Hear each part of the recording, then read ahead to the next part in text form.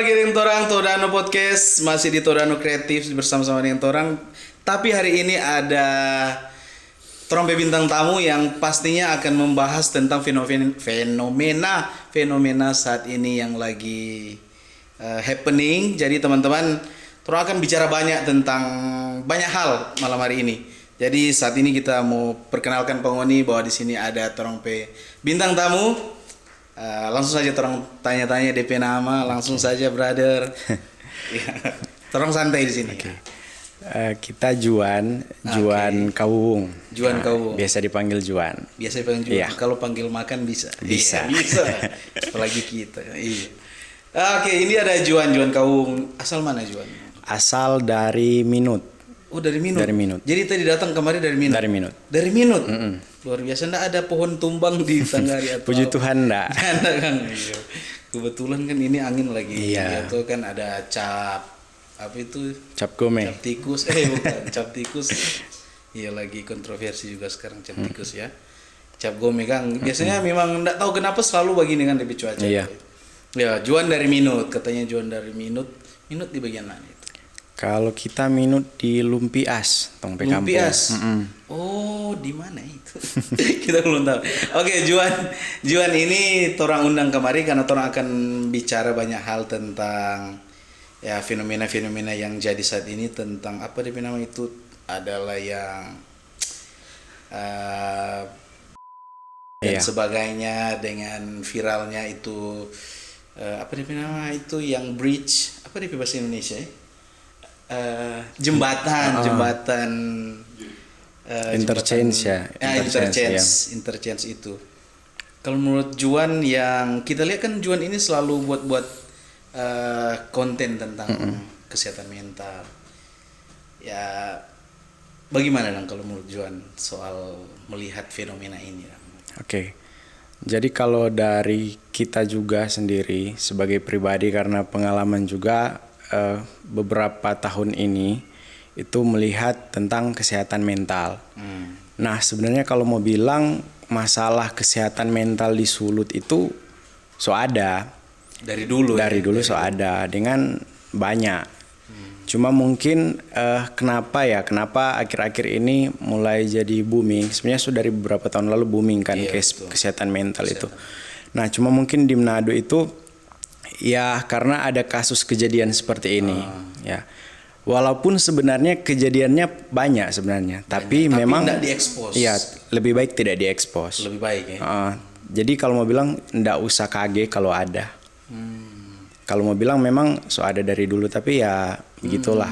Cuma kemungkinan karena sekarang ya dunianya media sosial yang semua orang cepat sekali DP. Makanya apalagi semakin kemari itu banyak orang yang apa-apa viralkan. Mau tajatung juga sedikit di jalan pasti dong rekam. Iya. Apalagi tuh hal-hal begini. Apalagi sekarang ada FB Pro. Aduh, banyak sekali yang merekam itu. Jadi memang sebenarnya ini kesehatan mental ini sudah dari dulu, Kang. Iya, dari dulu. Sebenarnya kalau mau bilang kan masalah kesehatan mental itu bukan muluk-muluk di bundir ya. Iya, banyak. Ya, sebenarnya banyak hal tentang kesehatan mental. Misalnya depresi juga, anxiety disorder yang banyak terjadi. Betul. Kalau mau bilang itu cuma bagian salah satu, walaupun memang yang paling parah lah DP akibat dari kesehatan mental. Oke. Berarti karena kita lihat Juan ini sering buat konten soal kesehatan mental, latar belakang memang apa kalau latar belakang sekolah atau kalau kuliah? Latar belakang kuliah memang di psikologi. Ya, terus jadi memang psikologi. Baru lulus S1 psikologi juga di tahun 2023 kemarin dari Unima. Oh, Unima. Ya, Unima. Satu alma mater tuh.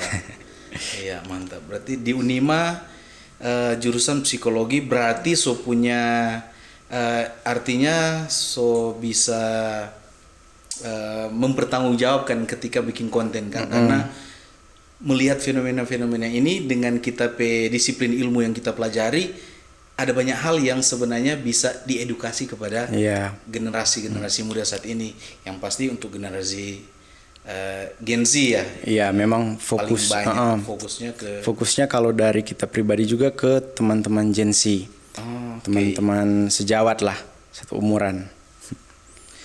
Kalau menurut Juan, bagaimana nih Juan pe tanggapan nang?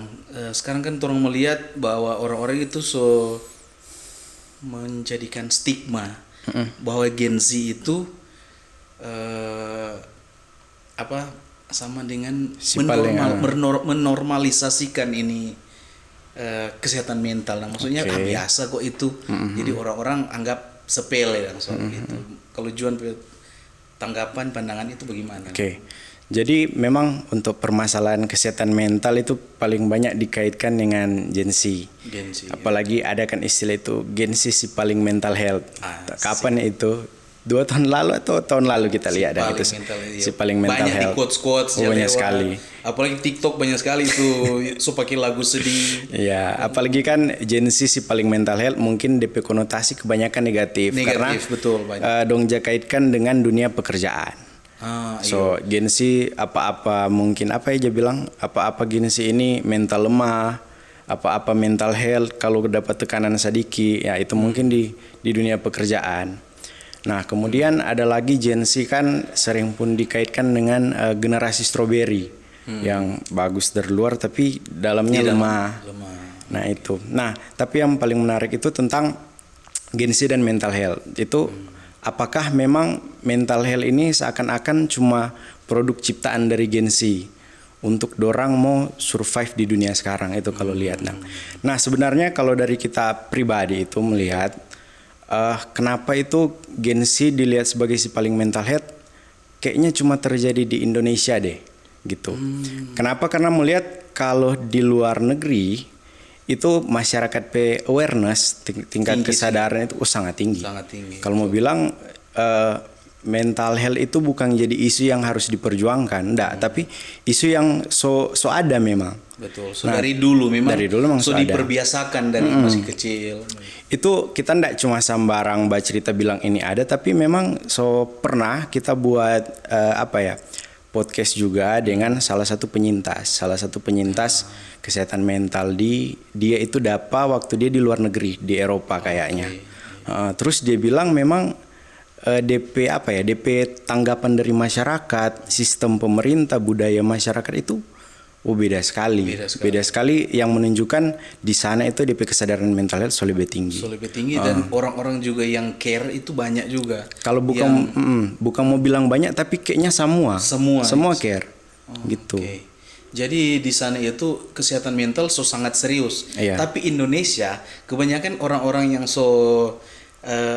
dorang pegang HP, yang lihat sosmed, dorang anggap ini kok cuma orang-orang yang lemah. Yang lemah, butuh perhatian. Cari-cari caper dan begitu. Iya. Sampai ada yang bilang laki-laki tidak bercerita. Itu kan sampai timbul istilah itu gara-gara orang yang seperti ini Iya. Kalau menurut Juan pandangan bagaimana soal statement laki-laki tidak bercerita? itu menarik sekali sebenarnya kalau mau bilang karena itu berkaitan juga dengan fenomena yang Tom bilang toxic masculinity. Nah, toxic masculinity ini kan satu fenomena di mana laki-laki itu harus dilihat kuat. Mesti dapat lihat kuat terus. Ya. Kita mungkin mau baca cerita tentang budaya tapi ini kan erat dengan kaitannya dengan patriarki gitu. Orang selalu bilang kaitannya dengan patriarki tapi itu yang terjadi. Laki-laki harus dapat lihat kuat. Faktanya dari ini itu secara riset pun teman-teman mungkin boleh search di Google tingkat bundir itu di dunia itu kalau tidak salah 720.000 kasus per tahun atau sampai sekarang dan kebanyakan itu laki-laki 3:1 adalah laki-laki. Nah ini pun memang erat kaitannya dengan yang namanya toxic masculinity seperti bilang tadi. Laki-laki itu boleh bercerita. Itu kita rasa sendiri, kita pernah dapat masalah kan, terus akhirnya semakin punya masalah sebagai laki-laki orang mbak cerita apa ini, mbak cerita paling apa. Kalau mbak cerita orang cuma bilang ngana ini lombo sekali sini sudah laki-laki kumangana mesti kuat cuman orang ndak tahu dengan karena ya bukan ndak usah jauh-jauh karena kita juga pernah ada di posisi itu. Kita pernah ada di posisi itu di mana kita mengalami anxiety disorder, dan banyak orang bilang kita ini aneh-aneh juga pikiran. Masa so besar masih berpikir begitu. Iya. Coba gak sekuat tuh iman. Itu paling menurut kita pernyataan dari orang yang bikin kita lebih, apakah kita ini memang sudah beriman atau bagaimana? Kita punya iman, tapi entah kenapa pada saat itu banyak sekali hal yang bikin kita sampai bahkan kita takut mau keluar rumah. Saat itu kita mau bawa motor kita takut. Jangan-jangan kita bawa motor kita jadi begini, jangan-jangan kita bawa motor kita jadi begini.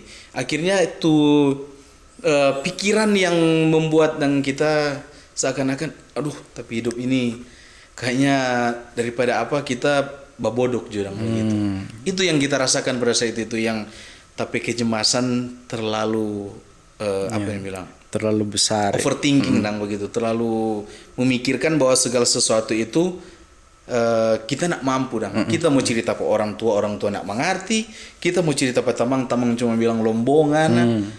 Kalau menurut Juan bagaimana ketika menghadapi orang-orang begitu? Mungkin banyak orang di luar sana tapi dia nggak mau, nggak tahu mau cerita ke siapa, nggak tahu mau konsultasi ke siapa. Kalau dari Juan? Kalau dari kita itu menyarankan karena sekarang kalau misalnya ada orang yang memang sedang mengalami itu, tentu yang pertama orang cari orang yang bisa tong percaya, betul, tong petemang. Betul. Nah tapi kejadiannya kan banyak mungkin tong mencari patong pe orang terdekat, misalnya keluarga, temang, dong pe respon ya mengecewakan lah. Mengecewakan itu. Karena mungkin salah satu faktor juga karena dorong nak merasakan. Iya. Mungkin dorong nak merasakan. Jadi sampai dorong bisa anggap ini biasa, iya. Gitu, biasa begitu. Begitu. Nah kemudian kalau memang teman itu ndak dapat, boleh mempertimbangkan untuk pergi pak profesional, pak psikolog atau psikiater yang bisa diakses. Iya betul. Di Manado sobanya, cuma memang mungkin di Sulut dan itu orang masih kurang DP akses, walaupun so ada tapi kurang. Banyak yang nggak tahu. Kita waktu kurang lebih 2 atau 3 tahun yang lalu kita mengalami ini. Kita sampai cari loh di Tondano itu ada, karena kita tinggal di Tondano.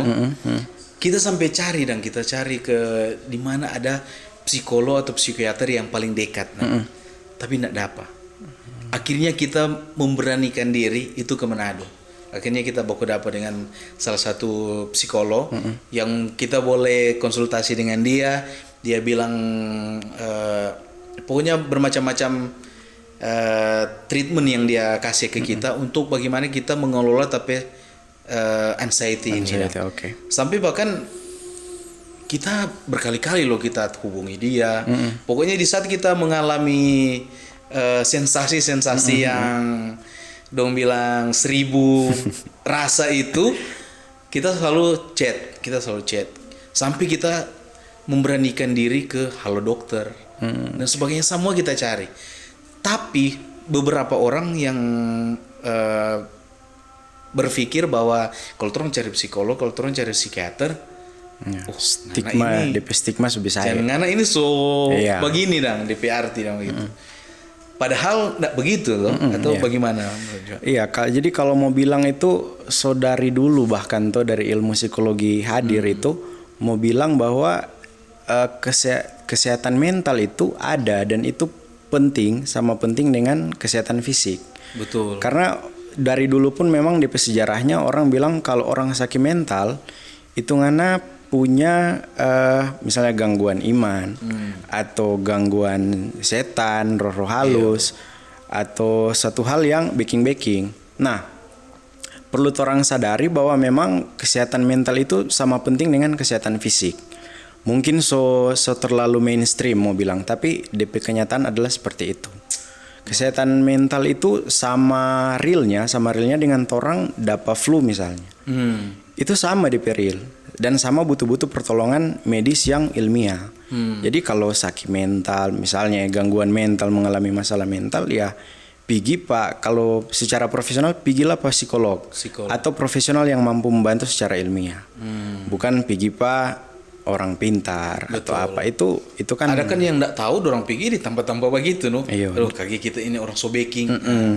Tahu kerasa apalagi orang kan ya notabene orang sini iya.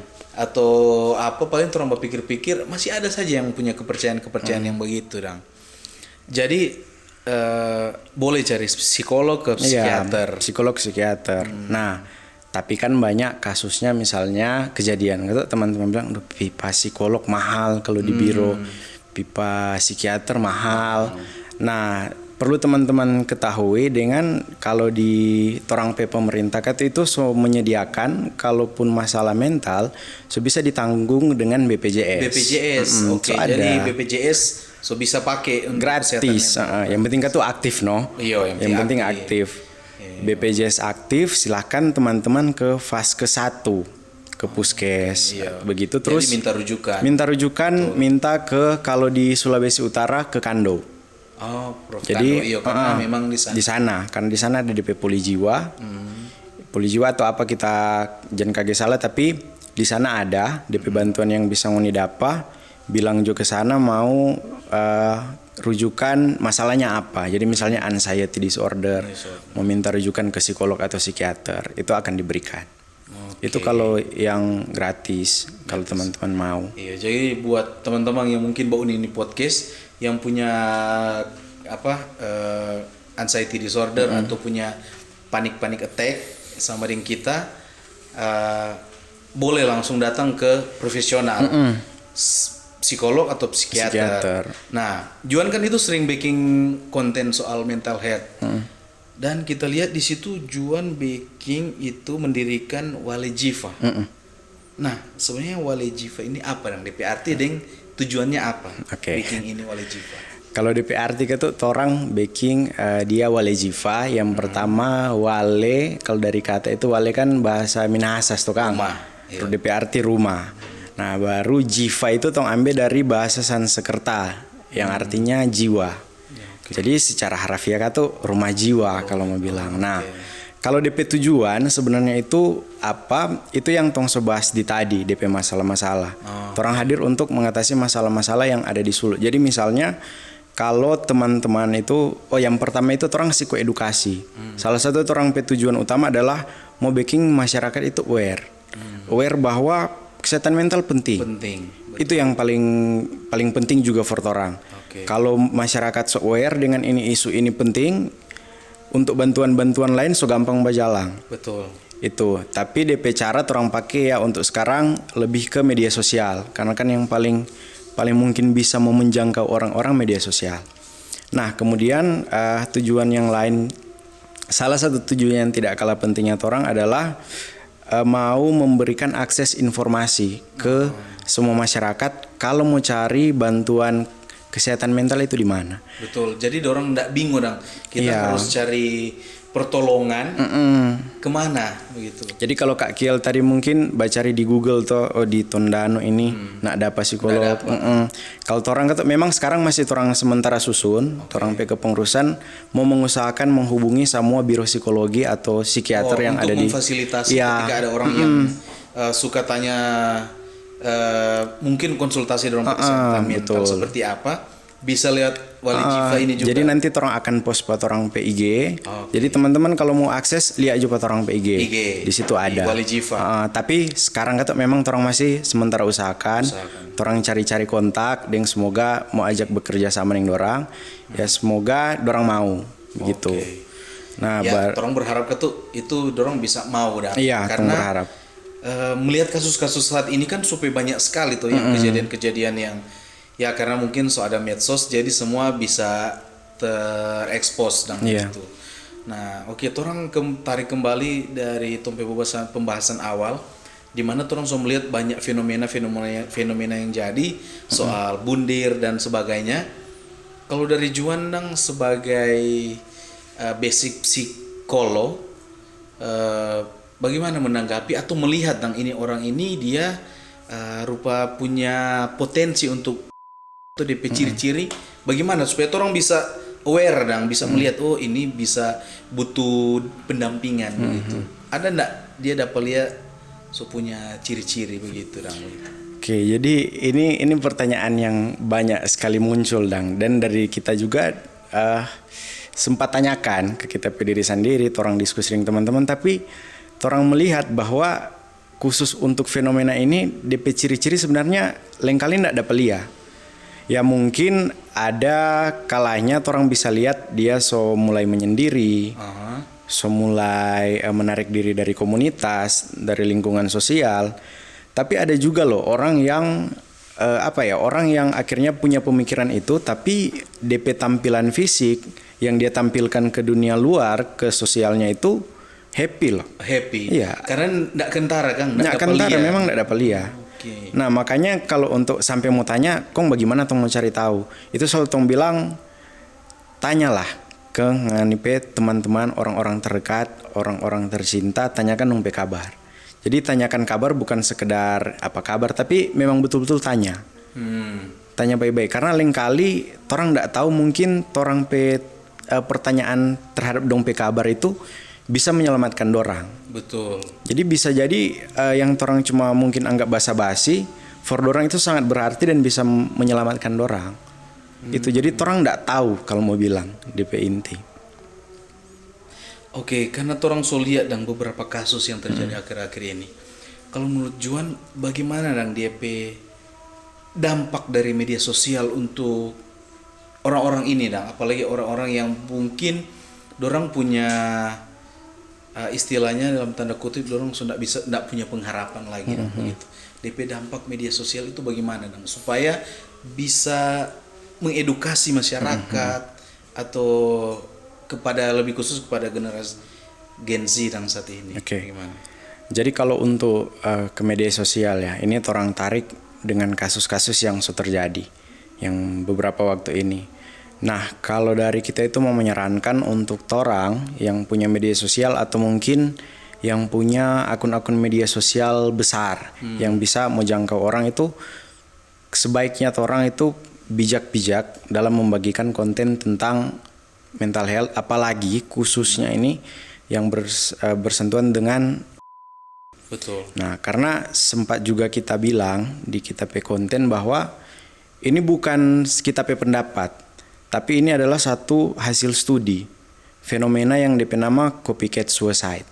Oke. Fenomena di mana itu atau bundir itu dapat mau bilang DP istilah bundir ini dapat menyebar ke orang lain.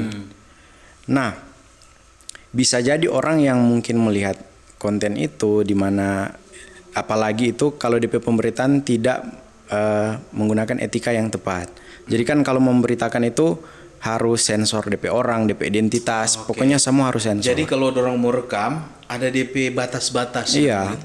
Jangan kan ada yang berekam, ini mungkin ada yang kenal, jangan. dorang langsung kasih di DP muka atau apa, padahal dengan kondisi yang sudah tidak memungkinkan untuk bisa diekspos gitu. Dan itu kan banyak terjadi di kasus-kasus ini, kita lihat juga di media sosial itu DP pemberitaan seperti itu. Itu tidak disensor. Nah, ini kan bisa berpengaruh ke psikologisnya keluarga korban. Nah, kemudian yang kedua adalah jangan itu orang kalau mau membagikan terus kasih lihat juga DP metode. Metode yang tempat. Itu tidak boleh. Karena itu memang mau menjadi trigger for orang-orang yang punya pemikiran ke sana. Orang akan berpikir, di sini kotek boleh, di sini apa, di sini memungkinkan. Nah, itu jangan. Jadi orang tidak boleh. Karena itu bisa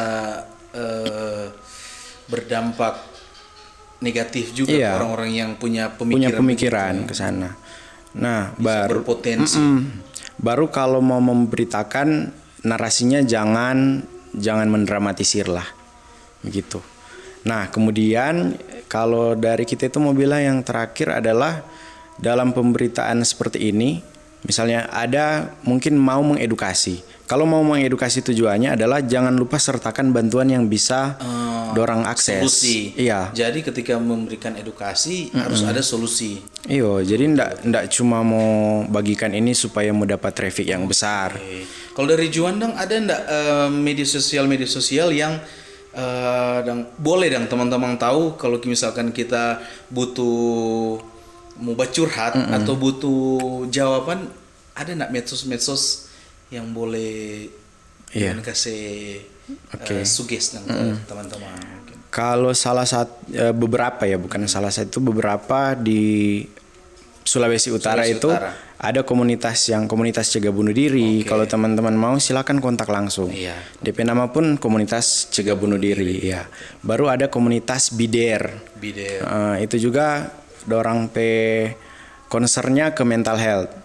Baru juga ada patong pe komunitas juga bisa. Oke. Karena tong pe komunitas juga Wali Jiva itu Wali Jiva. menyediakan teman-teman kalau mau bercerita. Jadi silakan DM. Silakan DM, silakan hubungi orang pe kontak person. Pasti orang akan bantu. Akan bantu. Yang pasti juga orang juga atau Danau Kreatif teman-teman kalau ingin mau sharing silakan, nanti ada DP admin yang akan melayani, atau mungkin dari orang akan kasih teman misalkan juan pe Iya, nomor bisa tuh. bisa. Juan pe nomor pribadi untuk mungkin ada teman-teman yang perlu konsultasi, orang akan arahkan. Iya. Oke. Nah, ini Kak mungkin terakhir yang dari kita kita ingin sampaikan ke masyarakat. Betul. Kembali ke tadi yang pemberitaan. Nah, itu ada fenomena yang kalau orang lihat tong pe masyarakat yang dari kita sendiri sebagai pemerhati nih kesehatan mental di Kota Manado, Sulawesi Utara itu agak sedih melihat. Itu korban atau orang yang melakukan tindakan itu dikriminalisasi. Nah, itu yang dari kita sendiri sangat sedih lihat. Salah satu contohnya apa? Misalnya orang lihat saat ada orang mau percobaan ini sudah 2 kali atau berapa kali kita lihat itu kasih dong viral, dong video kasih viral, bilang seakan-akan itu, colia ini, dia ini ada bikin ini, aduh. Bahkan ada lalu yang parah dah mau bilang seakan-akan orang ini ada bikin kejahatan yang merugikan banyak orang, ada pancuri itu. Kok dibuat seperti itu? Nah, itu kita agak sedih lihat. Baru yang kedua kalau tong lihat, mungkin kalau orang yang melakukan percobaan budi ini orang temukan, Kak Kiel tahu ndak dong bawa kemana? Kemana itu? Kantor polisi.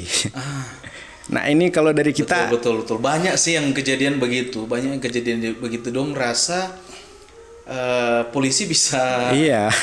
Terus ini kan mentalitas mana yang kita bilang kenapa itu dikriminalisasi. Sebenarnya kalau orang begini itu paling bagusnya ya paling tepatnya bawa ke rumah sakit. Nanti rumah sakit, iya betul. Iya. Nanti dorong yang arahkan ini orang akan kemana. Iya, itu kan yang kita dapat pun pas bercerita dengan yang penyintas ini waktu dia di sana. Dia bilang di saat dia ada orang lihat waktu itu, dorang telepon. Jadi dorang telepon itu terus datang bukan polisi, tapi yang datangnya petugas rumah sakit.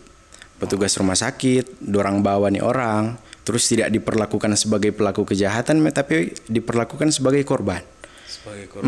Diperlakukan sebagai korban, dong bawa ke rumah sakit, dorang saya masuk di UGD atau IGD ya, kita nggak tahu DP istilah apa di sana.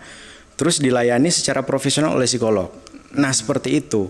Itu penanganan yang tepat. Yang tepat. Nah, jadi sekarang jangan bawa ke kantor polisi. Iya. Jadi teman-teman mungkin yang Sobat Uni ini podcast sudah edukasi. Semoga apa yang Uni dapat malam atau siang atau subuh Uni Uni konten ini mungkin banyak yang mau tanya-tanya, silakan bawa tanya juga Pak Juan. Karena ya torong pe podcast, torong pe pembahasan kalau mau bahas ini pasti panjang, pasti jauh. Kalau teman-teman suka curhat atau apa silakan ke medsos-medsos yang sudah disampaikan oleh Juan tadi. Terlebih khusus juga dari komunitas Wale Jiva yang sudah menyampaikan itu. Jadi intinya orang tetap baik kepada semua orang, Jo. Orang tetap baku-baku baik, baku-baku sayang, baku-baku saling mengerti dengan baku-baku tongka. Makanya kan orang punya slogan si tau timau tumau tau. Manusia memanusiakan manusia yang lain. Artinya orang Manado itu sebenarnya orang itu saling baku-baku ingat, saling baku-baku pegang tangan dengan baku-baku kasih ingat. Betul? Karena orang semua bersaudara. Jadi podcast Danau Kreatif saat ini sampai di sini. Mungkin Juan satu kalimat untuk teman-teman. Untuk closing. Ada satu kalimat itu untuk teman-teman. ini yang kita mau bilang bahwa mencari bantuan itu bukan suatu kelemahan. Tapi mencari bantuan itu adalah satu tanda orang itu kuat karena orang itu tidak mau menyerah. Jadi cari bantuan kalau orang sorasa susah gitu. Jangan diam. Jangan diam. Itu quotes dari Joan. Semoga Ngoni tetap sehat, tetap kuat, karena Ngana berharga.